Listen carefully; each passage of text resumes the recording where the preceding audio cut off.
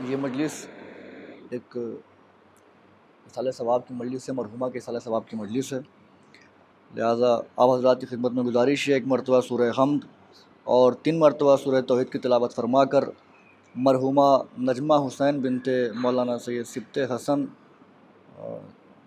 Wife of سید محمد رضوان حسین کی روح کو ایصال کر دیں۔ رحم اللہ من قرأ الفاتحہ۔ بسم اللہ الرحمن الرحیم۔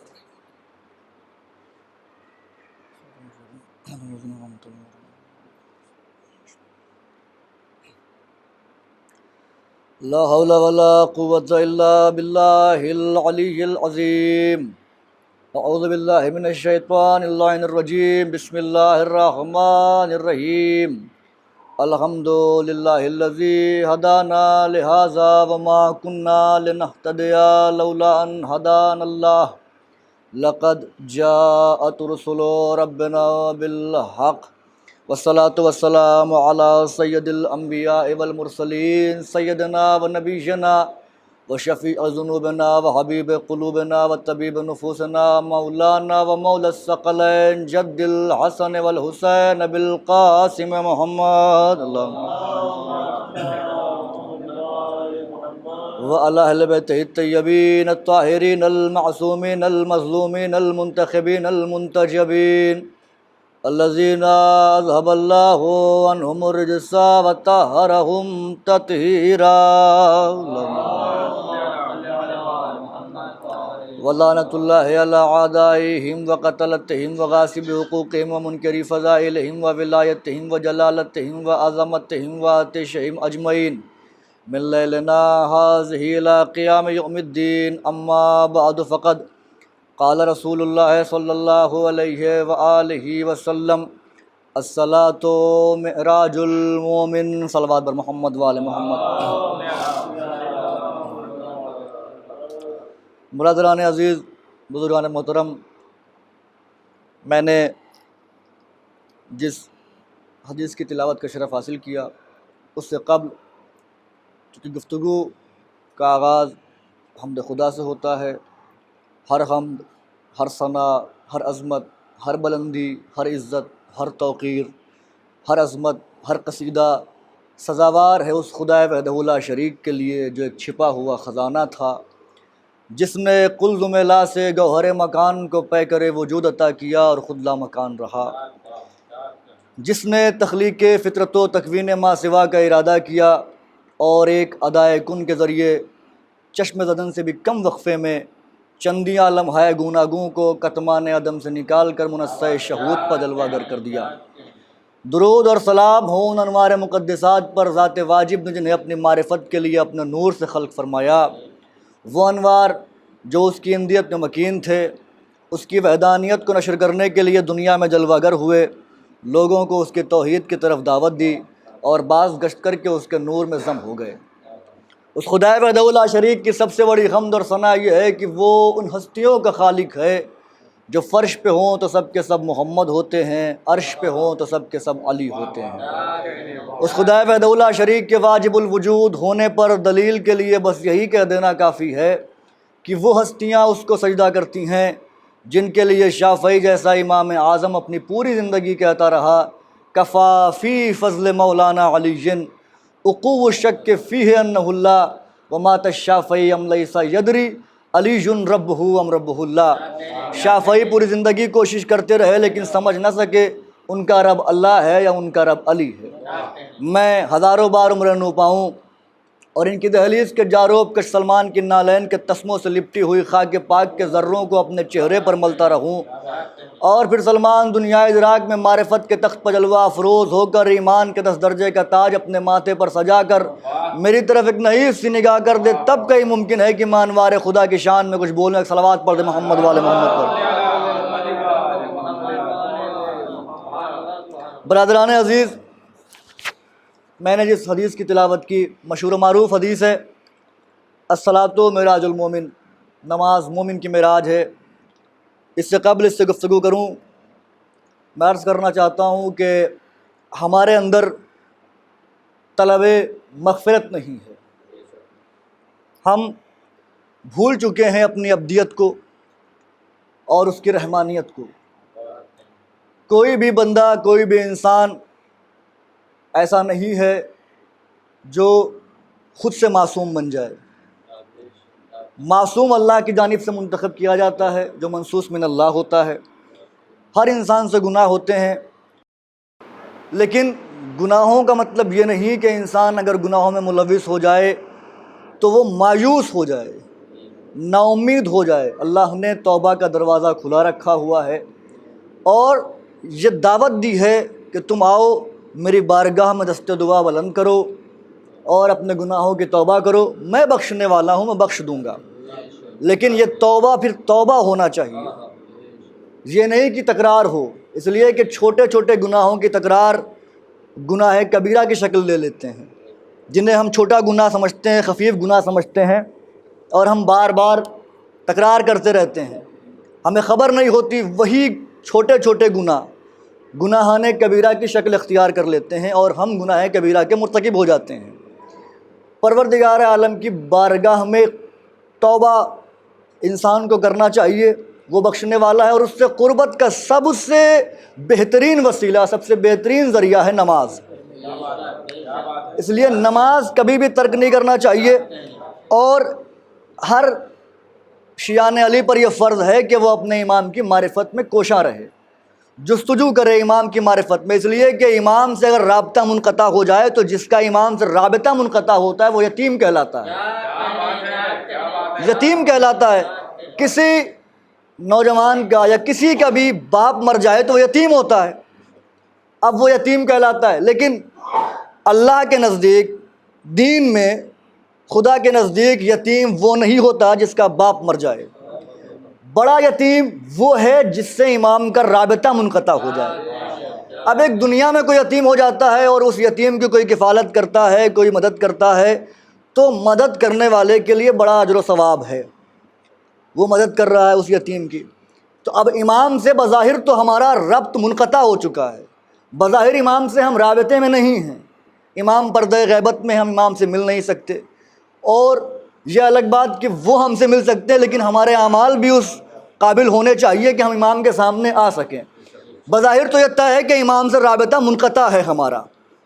جیسے کسی یتیم کے اوپر کوئی دست شفقت رکھتا ہے، کوئی مدد کرتا ہے تو اسے بڑا اجر و ثواب ملتا ہے، تو اب چونکہ امام سے رابطہ منقطع ہے، ہم یتیم ہیں، تو اس میں ہماری کفالت کون کرے، ہماری امداد کون کرے، معرفت کی طرف ہمیں لے کے کون جائے؟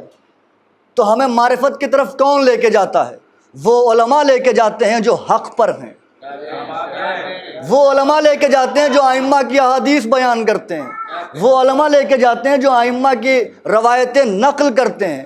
لہٰذا ہمیں علماء کا احترام کرنا چاہیے، کیونکہ یہ اس دور میں جب امام سے رابطہ منقطع ہے ہمارا، اس دور میں یہ ہماری کفالت کر رہے ہیں علم معرفت کے ذریعے، تو ہم پر ان کا احترام فرض ہے۔ صلوات پڑھیں محمد وآل محمد پر۔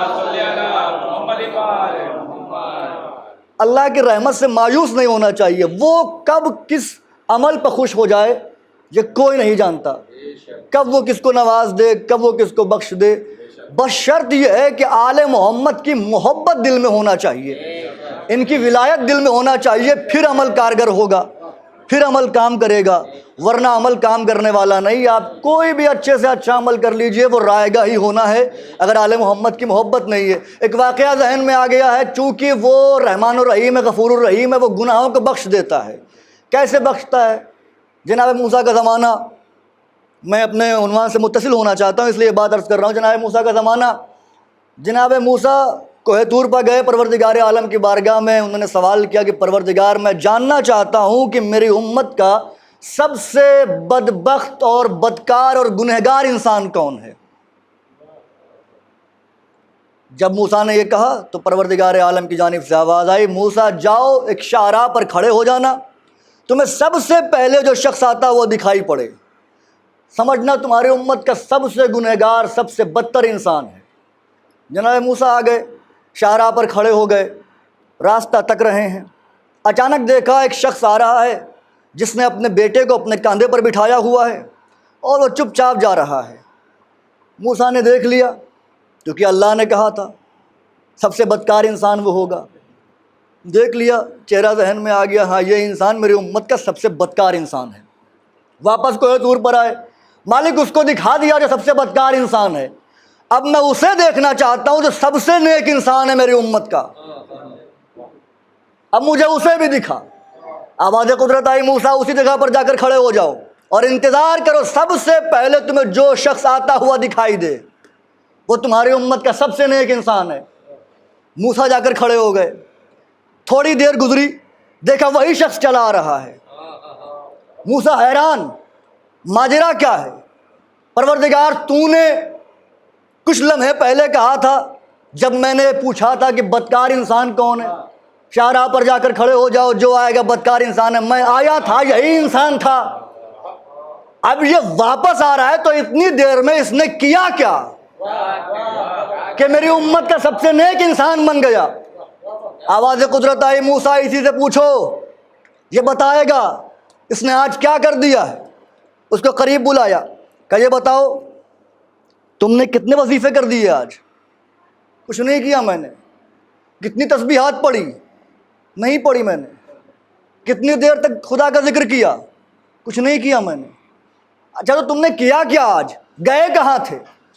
کہا میں لکڑیاں کاٹتا ہوں، میں لکڑی کاٹنے گیا تھا جنگل، پھر میرا بیٹا میرے ساتھ تھا، میں لکڑیاں کاٹ رہا تھا، اچانک میرے بیٹے نے مجھ سے کہا کہ بابا اس جنگل سے بڑی بھی کوئی چیز ہے؟ میں نے کہا ہاں بیٹا، اس جنگل سے بڑے پہاڑ ہیں۔ اس نے کہا پہاڑ سے بڑی بھی کوئی چیز؟ کہا ہاں پوری دنیا پہاڑ سے بڑی ہے۔ کہا دنیا سے بڑی بھی کوئی چیز؟ کہا یہ آسمان دنیا سے بڑے ہیں۔ کہا آسمان سے بڑا بھی کچھ ہے؟ کہا ہاں۔ کہا کیا؟ کہا عرش ہے۔ کہا عرش سے بڑا بھی کچھ ہے؟ کہا تیرے باپ کے گناہ۔ میں نے کہا تیرے باپ کے گناہ، اور بچہ تکرار کرتا رہا سوالات کی۔ بچے نے سوال روکا نہیں، بچے نے کہا بابا اس سے بڑا بھی کچھ ہے؟ میں نے کہا ہاں، اس کی کریمی، اس کا رحم اس سے بڑا ہے۔ بس آواز قدرت آئی، موسیٰ دیکھا اس نے انکساری کی، میرے کرم پر میرے رحم پر یقین کیا، میں نے بخش دیا اسے۔ ایک صلوات پڑھ لے محمد والے محمد پر۔ اس کے رحم پر، اس کے کرم پر یقین ہونا چاہیے تو وہ بخش دیتا ہے۔ اب اس سے قرب کیسے حاصل کیا جائے؟ وہ کہہ رہا ہے کہ تم شب کی تاریکی میں آؤ، نماز تہجد پڑھو، صلاۃ اللیل ادا کرو، مجھ سے راز و نیاز کی گفتگو کرو، باتیں کرو، جب سب سو جائیں، کوئی سننے والا نہ ہو، تم پریشان نہ ہونا، میں تمہیں تمہارے گناہوں پر رسوا نہیں کروں گا، کسی اور سے کہنے نہیں جاؤں گا تم نے یہ کر دیا یہ کر دیا، تمہاری ہر بات مشتق رہے گی، میں پوشیدہ رکھوں گا، تم میرے پاس آؤ تو صحیح، میں تمہیں معاف کر دوں گا۔ اب نماز ایک ایسا وسیلہ ہے، ایک ایسا ذریعہ ہے جو اللہ سے قریب کر دیتا ہے، اور نماز حقیقت میں آل محمد کا قصیدہ ہے۔ اس لیے امام نے کہا کہ اگر ہمارے دشمن حقیقت نماز سے آشنا ہو جائیں تو وہ نماز پڑھنا چھوڑ دیں، اور ہمارے چاہنے والوں پر اگر نماز کی حقیقت واضح ہو جائے، کھل جائے، کشا ہو جائے تو کبھی وہ نماز ترک نہیں کریں گے۔ میں فضائل آل محمد پڑھتا ہوں، ممبر پہ بیٹھ کے آپ سنتے ہیں، خوش ہوتے ہیں، مسکراتے ہیں، جبکہ میں پڑھنے والا بھی گنہگار انسان، غیر معصوم انسان، آپ سننے والے بھی غیر معصوم۔ اب آپ سوچئے جب میں پڑھتا ہوں تو آپ اتنا خوش ہوتے ہیں۔ نماز قصیدہ ہے آل محمد کا۔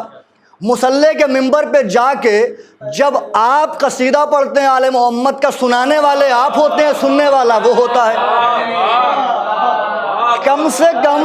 کم سے کم یہی سوچ کے مصلی پر چلے جایا کیجئے کہ چلو اللہ کو آل محمد کے فضائل سنا کے آ جاتے ہیں۔ ایک صلوات پڑھ دیں محمد والے محمد پر۔ نماز ہے قرب کا وسیلہ، نماز ہے ذریعہ۔ اب یہ نماز جس کے لیے پیغمبر نے ارشاد فرمایا الصلاۃ معراج المومن، احتیاط دیکھیے، سلام ہے پیغمبر کی دوربینی پر، کیا پیغمبر نے ارشاد فرمایا الصلاۃ معراج المومن، یہ نہیں کہا کہ الصلاۃ معراج المسلمین، مسلمین نہیں کہا کہ نماز مسلمانوں کی معراج ہے، استثناء کر دیا، نماز مومن کی معراج ہے۔ اب پہلے ہم سمجھیں مومن کون ہے۔ پھر میراث سمجھ میں آئے گی مومن کون ہوتا ہے۔ کا مومن وہ ہے کہ جو اللہ کی وحدانیت، رسول کی رسالت اور علی کی ولایت کو دل، زبان اور اعضاء و جوارح سے ظاہر کرے۔ صرف مان لینا کافی نہیں ہے، ظاہر بھی ہونا چاہیے، یہ ہے مومن۔ یعنی علی کی ولایت جب تک شریک نہیں ہوگی، جب تک انسان مسلمان تو رہ سکتا ہے، مومن نہیں ہو سکتا، دائرہ ایمان تک نہیں آ سکتا۔ قرآن کی بہت ساری آیتیں جس میں بار بار یہ ذکر ہوا ہے کہ ایمان والوں سے خطاب کیا اللہ نے کہ وہ ایمان کے بعد کافر ہو گئے، تو ایمان کے بعد کوئی کیسے کافر ہو سکتا ہے؟ قرآن کی ایک آیت ہے وقالت الاعراب آمنا باللہ وبالیوم الآخر قل لم تؤمنوا ولکن قولوا اسلمنا لما يدخل الایمان فی قلوبکم۔ میرے حبیب جب بدو عرب تم سے کہتے ہیں آگے کہ ہم ایمان لائے ہیں، قل ان سے کہو لم تؤمنوا ایمان نہیں لائے ہو تم، ولکن قولوا اسلمنا تم یہ کہہ سکتے ہو کہ تم اسلام لائے ہو۔ تم یہ کہہ سکتے ہو کہ اسلام لائے ہو، کیوں؟ لما يدخل الایمان فی قلوبکم، ایمان تو ان کے دلوں میں داخل ہی نہیں ہوا۔ اچھا تو ایمان دل میں داخل نہیں ہوا، اس کے بعد یہ مسلمان بھی ہیں؟ اسلام لائے تو مسلمان ہوئے، ایمان دل میں نہیں، مسلمان بھی ہیں، تو مسلمان کون ہے؟ قرآن میں آیت موجود ہے، اللہ کہہ رہا ہے کہ جب میں کسی کے ساتھ نیکی کرنا چاہتا ہوں اس کے سینے کو اسلام کے لیے کشادہ کر دیتا ہوں، اسلام کے لیے کشادہ کر دیتا ہوں، وہ اسلام قبول کر لیتا ہے۔ یعنی اسلام کا تعلق ہے سینے سے، یہی اسلام جب دل میں ہوتا ہے تب انسان بنتا ہے مومن۔ جب تک یہ سینے تک رہے، جب تک مسلمان۔ اب یہ اسلام کیا ہے؟ علم الحروف کے ماہرین علماء نے لکھا کہ اسلام میں کتنے حرف ہیں؟ الف، سین، لام، الف اور میم، یہ 5 حرف ہیں اسلام میں۔ علم الحروف کے ماہر علماء نے یہ تحریر کیا کہ اسلام نام ہے پنجتن کے عمل کا، جو پنجتن کرتے ہیں وہ اسلام بنتا ہے۔ یعنی پنجتن کو ہٹا کے اسلام کچھ بھی نہیں ہے۔ تو اب مجھے یہ کہنے کا حق ہے کہ جب پنجتن کو ہٹا کے اسلام کچھ بھی نہیں ہے تو جو پنجتن کو سینے تک مانے وہ مسلمان، جو پنجتن کو دل میں اتارے وہ مومن کہلاتا ہے۔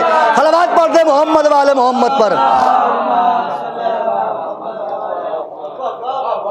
یہ ہے اسلام، یہ ہے مومن، یعنی جو ان کو دل سے قبول کرے۔ اب آپ دیکھیے مشہور سورہ قرآن کا قل اعوذ برب الناس ملک الناس الہ الناس من شر الوسواس الخناس الذی یوسوس فی صدور الناس۔ قرآن کی روح سے میں یہ بات کہہ رہا ہوں کہ مسلمان بہک سکتا ہے، مسلمان گمراہ ہو سکتا ہے، مومن نہیں گمراہ ہو سکتا۔ قرآن کی آیت گواہ ہے، لیکن مومن ہونا چاہیے۔ صرف دعوے سے بات نہیں بنتی کہ ہم مومن ہیں، عمل بھی گواہی دیں کہ ہم مومن ہیں۔ اور جب مومن ہوتا ہے انسان تو عرش پہ دیکھ کے اڑتے ہوئے پرندوں سے کہہ دے کہ نیچے آؤ تو پھر ان کو نیچے آنا پڑتا ہے۔ مومن جب منزل کمال پر ہوتا ہے، مومن نہیں بہک سکتا۔ کیوں بھائی مومن نہیں بہک سکتا؟ مسلمان بہک سکتا ہے۔ قرآن کی آیت کری یوسوس فی صدور الناس، شیطان سینوں میں گھس کے گمراہ کرتا ہے۔ یہ نہیں کہا یوسوس فی قلوب الناس، دلوں میں گھس کے گمراہ کرتا ہے۔ اللہ نے دل کا ہی نہیں، اللہ نے کہا سینوں میں گھس کے گمراہ کرتا ہے۔ یعنی معلوم چلا شیطان کی رسائی سینے تک ہے، دل تک نہیں ہے۔ شیطان کی رسائی سینے تک ہے، دل تک نہیں ہے۔ بھائی سینے تک کیوں ہے، دل تک کیوں نہیں ہے؟ کہ چونکہ جب پنجتن کو زبان سے مانا جاتا ہے تو شیطان گمراہ کر سکتا ہے۔ توجہ کیجئے گا، اب جس کے دل میں ایمان ہے اسے شیطان گمراہ نہیں کر سکتا، جس کے سینے تک اس ایمان ہے اس کو شیطان گمراہ کر دیتا ہے، لیکن جس کے دل میں ایمان ہے اسے شیطان گمراہ نہیں کر پاتا۔ کیوں نہیں کر پاتا؟ اس لیے کہ جب دل میں ایمان ہوتا ہے تو شیطان کی رسائی نہیں ہوتی، کیونکہ جہاں ایمان ہوتا ہے وہاں کل ایمان ہوتا ہے۔ صلوات پڑھ دے محمد والے محمد پر۔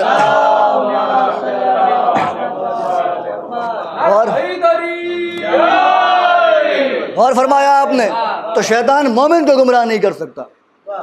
نماز مومن کی معراج ہے، ہر ایک کی معراج نہیں۔ ہر کوئی نہ سمجھ لے کہ میرے لیے معراج ہے۔ اب مومن سمجھ میں آ گیا مومن کون ہے۔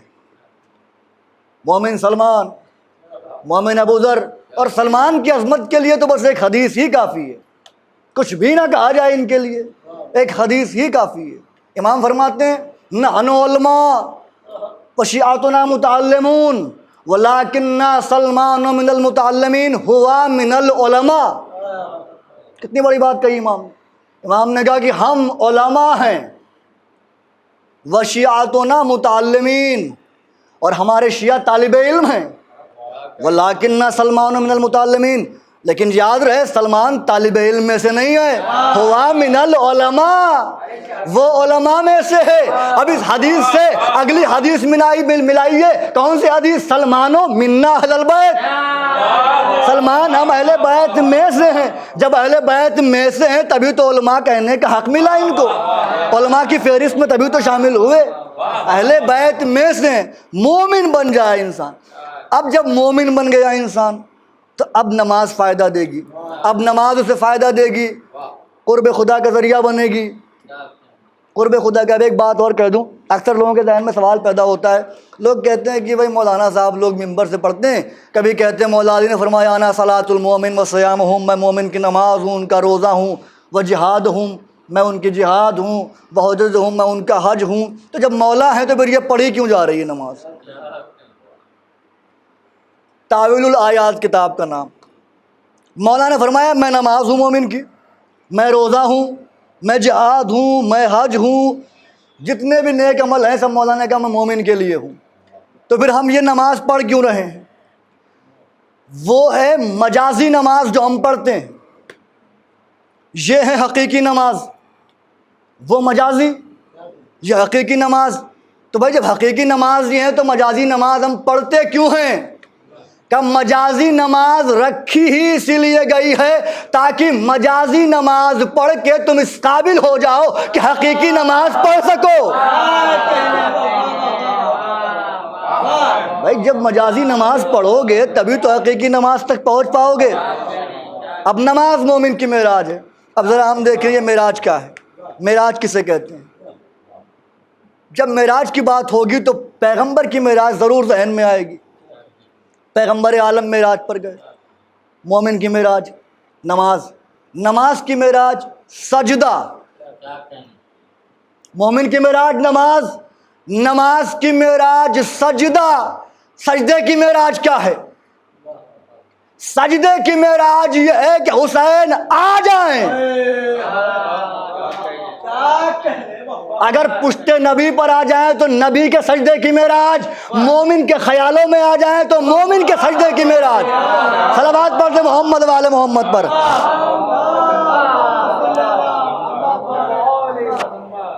اور فرمایا آپ نے معراج، اب پیغمبر معراج پر جا رہے ہیں۔ پھر کتاب کا نام بتا دوں، کتاب کا نام ہے اسرار معراج، تحریر کرنے والے علامہ مجلسی علیہ الرحمہ۔ یہ واقعہ اس میں نظم ہے۔ پیغمبر معراج پر جا رہے ہیں، معراج پر پہنچے، منزل مقصود پر آ گئے، آواز قدرت آئی میرے حبیب سفر معراج میں کوئی واقعہ پیش آیا؟ کہا ہاں۔ کیا پیش آیا؟ جب پیغمبر معراج پر جا رہے تھے دائیں جانب سے آواز آئی تھی، پیغمبر نے نہیں دیکھا تھا، بائیں جانب سے بھی آواز آئی تھی، پیغمبر نے نہیں دیکھا تھا۔ شاید کوئی یہ سوال کرے کہ یہ آواز دے کون رہا تھا؟ ہوتا ہے نا لوگوں کے ذہن میں جستجو ہوتی ہے سوال کرنے کی، چاہے وہ اس معنوں میں ہو کہ ہمارے علم میں اضافہ ہو، چاہے اس معنوں میں سوال پیدا کریں کہ ہم انہیں نیچا دکھا سکیں کہ بھئی کس نے آواز دی، کہاں سے آواز آئی۔ یہ ایک پتھر تھا جو ہزاروں برس سے جہنم کے قریب تھا، تو جہنم کی جو تپش تھی اس کو یہ کشف کرتا رہا، اور اس کا کام ہی یہ تھا جب کوئی خاصان خدا آئے تو اسے اپنی طرف مرعوب کر کے راہ حق سے منحرف کر دیا جائے۔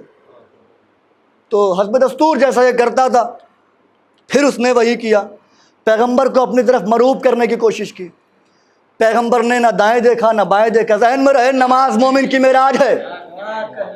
معراج کی بات چل رہی, نماز مومن کی معراج ہے, پیغمبر کی معراج کی گفتگو چل رہی ہے. پیغمبر سے اللہ نے کہا میرے حبیب واقعہ کوئی پیش آیا؟ ہاں پروردگار. کیا ہوا؟ کہ جب میں آ رہا تھا دائیں جانب سے آواز آئی, کہ دیکھا؟ کہ نہیں دیکھا. کہ نہیں دیکھا. آواز قدرت آئی میرے حبیب اگر دیکھ لیتے تمہاری امت مشرک ہو جاتی. پھر کہ تھوڑی دور چلا تھا بائیں جانب سے آواز آئی, کہ دیکھا؟ کہ نہیں دیکھا. کہ اچھا کیا, اگر دیکھ لیتے تمہاری امت یہودی ہو جاتی. غور کیا آپ نے؟ اللہ کہہ رہا ہے میرے حبیب اگر معراج کا سفر کرتے ہوئے تم نے دائیں دیکھا ہوتا تو امت مشرک ہو جاتی, بائیں دیکھا ہوتا امت یہودی ہو جاتی. تو یہ تو طے ہو گیا نا کہ اگر معراج پیغمبر کی بھی ہو تو دائیں بائیں نہیں دیکھا جاتا. جب پیغمبر کی معراج میں دائیں بائیں نہیں دیکھا جاتا تو پھر مومن کی معراج میں دائیں بائیں کیسے دیکھا جائے گا؟ صلوات پڑھ دے محمد والے محمد پر. غور فرمایا آپ نے؟ یہ تو معراج کا پہلا نقطہ. دوسرا رخ کیا ہے اس کا؟ جب پیغمبر پہنچے تو پیغمبر سے پہلے وہاں علی موجود تھے نا علی وہاں؟ پیغمبر سے پہلے علی موجود تھے. علی نے ہی میزبانی کی. اللہ نے علی کے انداز میں, علی کے لہجے میں گفتگو کی اور یہ سوال بھی کیا میرے حبیب تم مجھ سے پوچھو گے نہیں کہ میں نے علی کا لب و لہجہ کیوں استعمال کیا؟ سرکار نے کہا پروردگار تو بیان فرما کہ میں نے پوری دنیا کا جائزہ لیا, تمہارے گوشہ دل کا جائزہ لیا. تمہارے گوشہ دل میں جدھر دیکھا کچھ بھی نہیں تھا, ہر طرف علی ہی علی تھا. جب میں نے دیکھ لیا تمہارے گوشہ دل میں علی کے سوا کچھ بھی نہیں تو میں نے محبوب جانا کہ ایک پل کے لیے بھی تم کو علی سے دور نہ کیا جائے. اور علی کی آواز میں, علی کے انداز میں گفتگو کی. علی موجود معراج پیغمبر میں. یعنی معراج کا ایک فلسفہ یہ بھی ظاہر ہو گیا کہ معراج ہوتی ہی تب ہے جب معراج میں علی موجود ہو. جب تک علی کی محبت نہ ہو معراج نہیں ہوتی. تو ہم مسلمانوں سے کہنا چاہ رہا ہوں, بلکہ سب سے کہنا چاہ رہا ہوں جو نماز پڑھتے ہیں, اگر چاہتے ہو کہ نماز معراج بنے تو پہلے علی کی محبت دل میں بساؤ.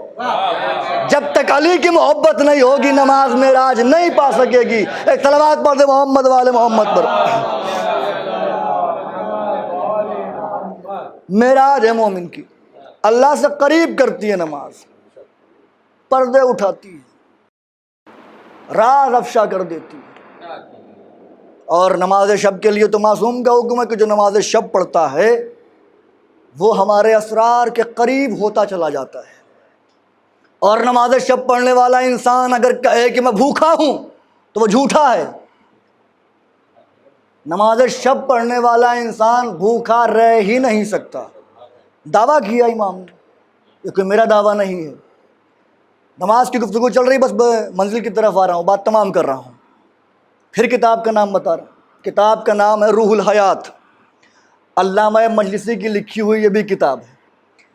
اب عبادت جو ہے ہم کرتے ہیں, لوگ کہتے ہیں عبادت کیوں, عبادت کیوں. کسی سے پوچھئے عبادت کیوں, جواب ملے گا. کیا جواب ملے گا؟ کہ صاحب جنت ملے گی, نہیں پڑھیں گے تو جہنم میں ڈال دیے جائیں گے. ارے اللہ تمہاری نماز کا محتاج ہے. اگر جنت اور جہنم کا فیصلہ نماز پر ہی ہے تو پھر قرآن کی آیت پڑھ رہا ہوں میں, سورہ ماؤن پڑھیے, بسم اللہ الرحمن الرحیم.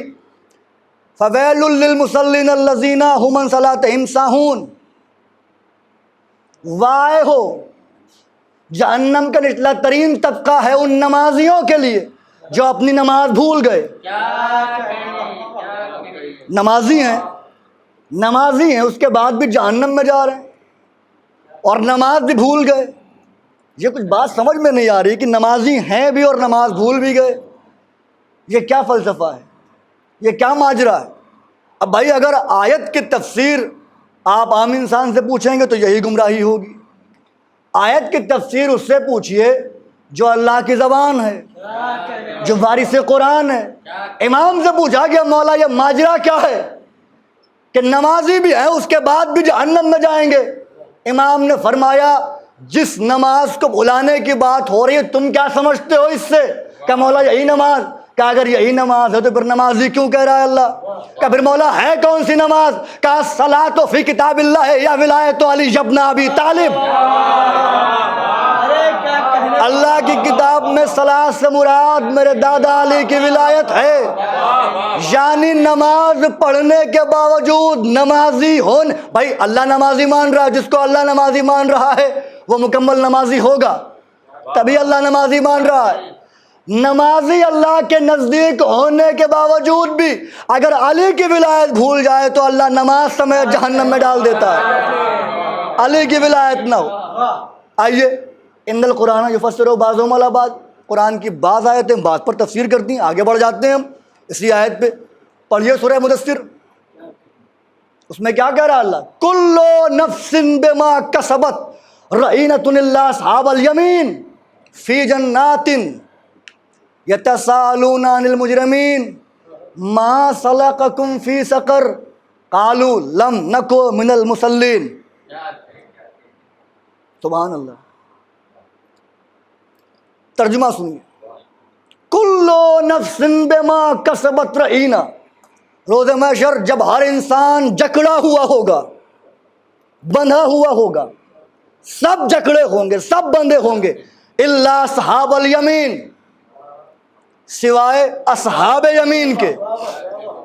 اب ترجمہ آپ دیکھیں گے لکھا ہوگا داہنی طرف والوں کے۔ اچھا اصحاب رسول کا مطلب کیا ہوتا ہے؟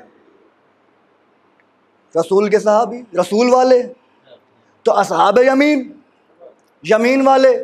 اب علم العادات کے علماء نے اس کی تفسیر کرتے ہوئے لکھا کہ یمین سے مراد ہے کون؟ سب بندے ہوں گے، صرف وہی آزاد ہوں گے جو یمین والے ہیں۔ اب یہ یمین کون ہے؟ میں بتاؤں گا آپ کو عدد، کاؤنٹ آپ کریں گے، یہ کہ 10، میم کے 40، پھر یہ کہ 10، نون کے 50، کتنے ہوئے؟ 110۔ شاباش، یمین کے عدد ہیں 110۔ اللہ نے یمین میں 110 کا عدد پوشیدہ رکھ کے یہ پیغام دے دیا ہے کہ روز محشر سب بندے ہوں گے سوائے علی والوں کے، سب بندے ہوں گے سوائے علی والوں کے۔ جو علی والا ہوگا وہ آزاد رہے گا۔ اب علی والے ہوں گے کہاں؟ پھر قرآن کی آیت اسی سورے میں، فی جناتن، جنات جنت کی جمع ہے، وہ جنت میں نہیں ہوں گے، جنتوں میں ہوں گے، ان کے لیے جنتیں ہوں گی۔ جو علی والے ہوں گے ان کے لیے جنتیں ہوں گی۔ اچھا یہ ہمیں کیسے معلوم چلے کہ علی والوں کے پاس جنتیں ہوتی؟ اگر کسی فرد کے پاس ایک سے زائد مکان ہے تو ممکن ہے کہ وہ بیچے، اور اگر کسی کے پاس ایک ہی مکان ہوگا اور ہم کہ بھائی بیچ دو، کہے گا اگر ہم بیچ دیں گے ہم کہاں رہیں گے؟ اگر وہ بیچے گا تو اس کے لیے ضروری ہے کہ اس کے رہنے کے لیے ایک مکان اور ہونا چاہیے۔ تو اب علی والوں کے پاس ہوتی ہیں جنتیں، یہ پتہ کیسے چلے؟ کہ پریشان ہونے کی بات نہیں، بغداد کی گلیوں میں چلے جانا، بہلول زمین پہ جنت بنا کے بیچ کے بتائے گا، ایک سے زیادہ تھی تو بیچ رہا ہوں۔ علی والوں کے پاس جنتیں ہوتی ہیں۔ پھر یہ کیا سوال کریں گے؟ یسألونک عن المجرمین، ان سے پوچھیں گے جو جکڑے ہوئے ہوں گے، بندھے ہوئے ہوں گے، کیا؟ ما سلککم فی سقر، تمہیں جہنم میں کون سی شے لے کے آئی؟ کیوں جہنم گئے؟ قالوا لم نک من المصلین، وہ جواب دیں گے ہم صلاۃ والے نہ تھے۔ میں نے ترجمہ یہ نہیں کیا کہ ہم نمازی نہیں تھے، اس لیے کہ پہلی آیت میں نمازی جہنم جا رہے ہیں، وہ جہنم کیسے جا رہے ہیں؟ ہم صلاۃ والے نہ تھے۔ اور یہ بات بھی طے ہو گئی کہ صلاۃ سے مراد علی کی ولایت ہے۔ گویا یہ کہہ رہے ہیں کہ ہم علی والے نہ تھے، اس لیے ہماری نمازیں کام نہ آئیں، اس لیے ہم جہنم میں ہیں۔ سورہ نبا کی آیت پڑھیے، یا لیتنی کنت ترابا، اے کاش کہ میں مٹی ہوتا، میں تراب ہوتا۔ روز محشر یہ آواز آئے گی، اے کاش کہ میں مٹی ہوتا، تراب ہوتا۔ امام سے پوچھا گیا مولا یہ کیا کہہ رہا ہے؟ کہا وہ افسوس ظاہر کر رہا ہے۔ کس چیز کا مولا؟ کہا وہ جو یہ کہہ رہا ہے نا کاش میں تراب ہوتا، یا لیتنی کنت ترابا، میرے دادا علی کا لقب ہے ابو تراب۔ وہ کہنا یہ چاہ رہا ہے کاش میں نے علی کی ولایت مانی ہوتی، کاش میں علی والا ہوتا۔ اگر علی والا ہوتا تو آج مجھے جہنم میں نہ جانا پڑتا، مجھے جہنم میں نہیں جلنا پڑتا۔ اب جو میں نے کتاب کا حوالہ دیا وہیں سے بات تمام کر رہا ہوں۔ یہ نماز اللہ کے قرب کا ذریعہ ہے، وسیلہ ہے۔ تو ہر شخص کے ذہن میں ہے کہ ہم نماز پڑھیں جنت ملے گی، نہیں پڑھیں گے جہنم ملے گی۔ امام کیا فرما رہے ہیں؟ امام نے فرمایا الہی لا عبدتک طمعا للجنہ ولا عبدتک خوفا من النار۔ امیر کائنات فرما رہے ہیں پروردگار علی تیری عبادت جنت کی لالچ میں نہیں کرتا، ولا خوفا من النار، اور نہ ہی جہنم کے خوف سے کرتا، بل وجدتک مستحقا للعبادہ، بلکہ علی نے تجھے عبادت کا مستحق پایا۔ یعنی امام کا یہ فرمان یہ واضح کر رہا ہے کہ اللہ کی عبادت نہ جنت کی طلب میں ہو نہ جہنم کے خوف میں ہو، بلکہ عبادت اس لیے ہو کہ وہ لائق عبادت ہے۔ پھر امام فرماتے ہیں کہ جس نے اللہ کی عبادت جنت کی لالچ میں کی اس کی عبادت تاجروں والی، اس نے اپنی عبادت بیچ دی۔ جس نے جہنم کے خوف سے کی اس کی عبادت غلاموں والی، قیدی بنا لی، غلام ہو گئے، قید ہو گئے۔ جس نے ان دو چیزوں سے بے نیاز ہو کے اسے لائق عبادت جان کے عبادت کی، اس نے آزاد عبادت کی۔ یہ جملے آزاد عبادت کی، تاجروں کی عبادت، قیدیوں کی عبادت، آزاد عبادت۔ عبادت کہیں قید ہے کہیں آزاد ہے۔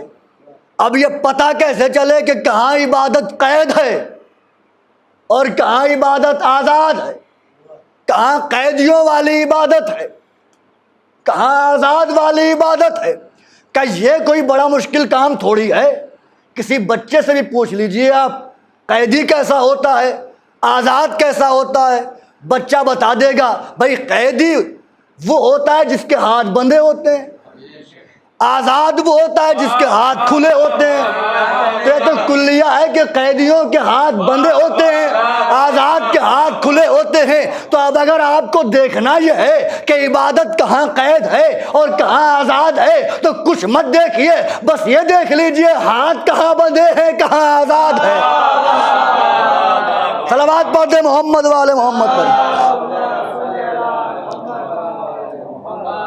عبادت عبادت عبادت۔ قرآن کی آیتیں سنائی جائیں گے، ما خلقت الجن والانس الا لیعبدون، اللہ نے جن نے انس کو پیدا نہیں کیا مگر اس لیے کہ وہ اللہ کی عبادت کریں۔ تبلیغی جماعتیں نکل جاتی ہیں بھائی اللہ کی عبادت کرو، اللہ کی عبادت کرو۔ یہ عبادت ہے کیا؟ کیا ہے عبادت؟ پھر اگر آپ غور کیجئے اس لفظ عبادت پر تو عبادت میں لفظ غور کیجئے، عین بے الف دال تے، 5 حرف ہیں، یعنی عبادت جڑی ہوئی ہے پنجتن سے۔ اور اس میں سب سے اہم پہلو یہ ہے کہ عبادت میں ایک لفظ ہے جسے ہم کہتے ہیں حرف با، بے۔ عبادت میں ہے بے، اور سب کو پتا ہے کہ امیر کائنات نے ارشاد فرمایا کہ جو 313 کتابوں کی حقیقت ہے وہ قرآن میں موجود ہے، جو قرآن میں ہے وہ یاسین میں ہے، جو یاسین میں ہے وہ حمد میں ہے، جو حمد میں ہے وہ بسم اللہ میں ہے، جو بسم اللہ میں ہے وہ بائے بسم اللہ میں ہے، جو بائے بسم اللہ میں ہے وہ بے کے نقطے میں ہے، اور وہ بے کے نیچے کا نقطہ میں علی ہوں، وہ بے کے نیچے کا نقطہ میں علی ہوں۔ تو اب یہ بے کی حقیقت ہے علی، عبادت میں ہے بے۔ اب ذرا بے کو ہٹاؤ اور پڑھ کے دکھاؤ، کیا بنے گا؟ عادت، عبادت سے اگر بے کو نکال دیا جائے تو بنتی ہے عادت۔ بے کی حقیقت کا نام ہے علی، یعنی اگر عبادت سے علی کو جدا کیا جائے تو عبادت نہیں، عادت ہے۔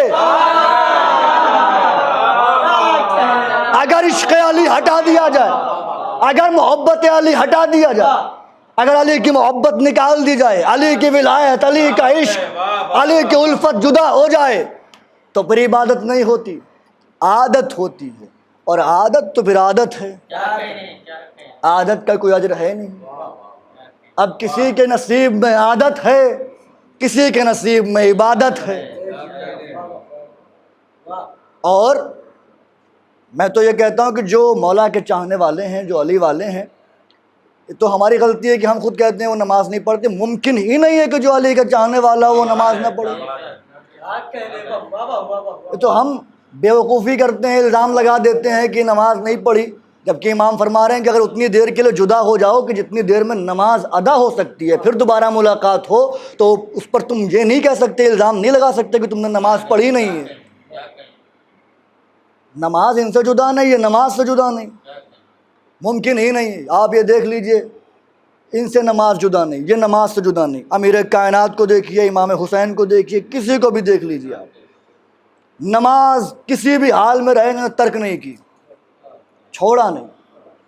حسین اگر وقت آخر بھی ہو، گلے پر خنجر بھی ہو، تب بھی جبین سجدے میں ہوتی ہے۔ علی جیسا بے نیاز اللہ کا ولی، وہ بھی سجدے میں ہی اپنی قربانی پیش کرتا اللہ کی بارگاہ میں۔ اس حال ثواب کی مجلس ہے اور رمضان کا مہینہ ہے، لہٰذا مصیبت تو امیر کائنات کی بیان کرنا میرا دل چاہ رہا ہے کہ انہیں کی مصیبت بیان کی جائے۔ یتیم دنیا میں بہت ہوتے ہیں، کسی کی ماں مر جاتی ہے، کسی کا باپ مر جاتا ہے، یتیم ہو جاتے ہیں، لیکن کسی کا باپ علی تو نہیں ہے نا، کسی کی ماں زہرا تو نہیں ہے نا، کوئی ایسے تو یتیم نہیں ہوا جیسے حسنین ہوئے، کسی کی ماں کا پہلو تو نہیں توڑا گیا نا، کسی کی ماں کے پہلو پر جلتا ہوا دروازہ تو نہیں گرایا گیا، کسی کے باپ کو سجدے میں زخم تو نہیں لگایا گیا۔ ارباب اعضاء، جو یہ رمضان آیا ہے نا، 40ویں ہجری کا رمضان، میرے مولا اس میں خطبے دیا کرتے تھے، چاہنے والے رونے لگتے تھے۔ مولا کہتے تھے یہی وہ مہینہ ہے جس میں علی کی داڑھی خون سے خضاب کی جائے گی۔ اللہ اکبر۔ آئی شب ضربت، علی نماز کے لیے نکلے، میں مختصر کر رہا ہوں، علی نماز کے لیے نکلے، مسجد میں آئے، گلدستہ اذان پہ گئے، اذان کہی، خود اپنے قاتل کو بیدار کیا، جس کام کے لیے آیا ہے وہ کام انجام دے، یہ کہہ کہ علی مصلی پہ گئے، نماز پڑھنا شروع کی۔ روایت وہی ہوتی ہے، داستان درد وہی ہے، بس یاد دہانی کی جاتی ہے، اس لیے کہ ان کی غربت جب بیان کی جاتی ہے دل پارا پارا ہونے لگتا ہے۔ علی سجدے سے سر اٹھا رہے تھے، ابن ملجم ملعون نے زہر میں بجھی ہوئی تلوار علی کے سر پہ ماری، سر کتنی تیزی سے اٹھ رہا تھا، تلوار چلی، علی کے سر پہ لگی تلوار سر میں اتر گئی، علی واپس گر پڑے، زمین پر تڑپنے لگے، خاک مسجد اٹھا کے ڈالنے لگے، زخم پر ڈالتے جاتے ہیں، زبان پہ ایک ہی جملہ ہے، فزتو ورب الکعبہ، رب کعبہ کی قسم علی کامیاب ہو گیا، علی کامیاب ہو گیا۔ روایت میں موجود ہے کہ امام حسن حسین آئے، امام حسن نے نماز پڑھائی، اس کے بعد مولا علی کو ایک چادر میں لپیٹا گیا، گھر کی طرف لے کے چلے، جسے ہم گلیم والا تابوت کہتے ہیں، اسی منظر کی تاثیر میں یہ تابوت نکلتا ہے۔ گھر کے قریب پہنچے، میرے مولا نے حسن سے کہا میرے لال، چاہنے والوں سے کہو واپس چلے جائیں، ان کا شکریہ یہ یہاں تک آئے۔ کیوں بابا؟ میری بیٹیوں کو یہ خبر مل چکی ہے کہ میں زخمی ہو چکا ہوں، میری بیٹیاں رو رہی ہیں، میں نہیں چاہتا کہ میری بیٹیوں کی آواز نامحرموں کے کانوں تک جائے۔ میں کہوں گا یا علی، اسی کوفے میں آج آپ کو اتنا خیال ہے کہ آپ کی بیٹیوں کی آوازیں نامحرم نہ سنیں، مولا کل یہی کوفہ ہوگا، آپ کی بیٹیاں ہوگی، سر پہ چادر نہ ہوگی، تماشائیوں کا مجمع ہوگا۔ اجرکم اللہ، خدا کوئی غم نہ دے۔ خوب گریا کر رہے ہیں آپ، رونے میں تکلف نہ کیجئے گا، کوتاہی نہ کیجئے گا، اس لیے کہ ہم نہ روئیں گے تو کون روئے گا؟ ہمیشہ وہ گریا کرتے ہیں، وہ روتے ہیں جن کے گھر اجڑ جاتے ہیں، کبھی وہ نہیں روتے تو گھروں کو اجاڑ دیتے ہیں۔ روایت بتاتی ہے کہ میرے مولا علی زخمی ہو گئے، آ گئے، زخمی ہیں۔ ایک دن میرے مولا نے پیغام پہنچایا، چاہنے والوں سے کہا کہ آج اپنی عورتوں کو بھیج دینا۔ عورتیں آ گئیں، پردہ لگا ہوا ہے۔ مولا کس لیے بلایا ہے خادماؤں کو؟ کہا انتظار کرو، بہت روئیں گے آپ۔ آواز دی زینب، جی بابا۔ کہا ذرا علی کو چل کے دکھاؤ بیٹی، چراغ جل رہا ہے۔ کہ بابا مجھے شرم آتی ہے کہ میں آپ کے سامنے چلوں۔ اللہ اکبر۔ علی نے چراغ کی لو کم کر دی، کہ میری بیٹی اب چل کے دکھاؤ۔ تھوڑی دور چلی زینب، عورتوں سے کہا زینب کو دیکھتی رہو، زینب اب ذرا چادر ہٹا دو سر سے۔ زینب نے چادر ہٹائی۔ زینب سر کے بالوں کو بکھیر دو۔ زینب نے سر کے بال بکھیر دیے۔ بیویوں نے رو کے آواز دی، مولا یہ کیا کر رہے ہیں آپ؟ علی نے کہا کوفے کی عورتوں، میری بیٹی کو اس حال میں دیکھ لو، کل جب زینب اس عالم میں آئے تو اسے پہچان لینا، پہچاننے سے انکار نہ کر دینا۔ بس تمام ہو گئی مجلس۔ لیجیے ارباب اعضاء، میرا مولا زخمی ہے۔ طبیب آئے، جراح آئے، دیکھا زخم بڑا گہرا تھا۔ میرے مولا کی داڑھی میرے مولا کے لہو سے خضاب تھی۔ میرا دل کہتا ہے جب میرے مولا کی داڑھی میرے مولا کے لہو سے خضاب ہوئی ہوگی اور پھر حسین کے چہرے پر نظر پڑی ہوگی تو منظر نظر میں ضرور آیا ہوگا، اے حسین میری ریش مبارک تو میرے خون سے خضاب ہوئی، لیکن تیری داڑھی تیرے اصغر کے لہو سے خضاب کی جائے گی۔ جراح آیا، اس نے بتایا مولا کچھ لمحوں کے مہمان ہیں۔ لیجیے ارباب اعضاء، وہ دن بھی آیا کہ میرا مولا یتیموں کا سہارا، یتیموں کا پالنے والا اس دنیا سے چلا گیا۔ بس میں نے مجلس تمام کر دی، اس دنیا سے چلا گیا۔ لیجیے جنازہ تیار ہوا، آواز دی، میں نے کچھ بھی نہیں پڑھا، وصیت جو مولا نے کی میں نے سب کچھ چھوڑ دیا، بس یہ منظر ملاحظہ کر لیجیے، انشاءاللہ بہت روئیں گے آپ۔ جنازہ تیار ہوا، آواز دی آؤ سب زیارت کرو، اپنے بابا کا آخری دیدار کرو۔ امام حسن گھر کے ذمہ دار بنے ہوئے ہیں، سب آ کے دیدار کر رہے ہیں، سب آ کے دیدار کر رہے ہیں۔ زینب آئی، زینب نے رو کے کہا میرے بھیا حسن ایک بار میرے بابا کے چہرے سے کفن ہٹا دو، اپنے بابا کو ایک بار دیکھ لوں، اللہ جانے پھر بابا کو کب دیکھ پاؤں گی، بس یہ کہنا تھا۔ حسن نے کفن ہٹایا، زینب قدموں سے لپٹ گئی، اے بابا زینب کو کس کے سہارے چھوڑ کے جا رہے ہو؟ اے بابا اب زینب کیسے زندہ رہے گی؟ ممکن ہے علی نے آواز دی ہو، اے زینب پریشان نہ ہونا، شام غریبا تیرا بابا تجھ سے ملنے آئے گا۔ یہی وجہ رات شام غریبا جب زینب پہرا دے رہی تھی، علی آ گئے، سینے سے لگا لیا، اے بیٹی تیرا بابا آ گیا ہے، اب تو پریشان نہ ہونا، اے بیٹی تیرا بابا تیرے ساتھ ہے۔ الا لعنت اللہ علی القوم الظالمین سيعلم الذين ظلموا أيها منقلب ينقلبون اللهم لا ولا ظالم ظلم حق محمد وآل محمد وآخر التابع له ولا ذلك اللهم لن الإصابة التي جاهدت الحسين عليه السلام وشايعت وبايعت وتابعت لقتله اللهم لنهم جميعا اللهم ارزقنا زيارة قبر الحسين في الدنيا وشفاعته في الآخرة اللهم اجعلنا من الباكين بمصاب الحسين اللهم اكتبنا من زوار الحسين أحسن الله لك العزاء في عزاء الحسين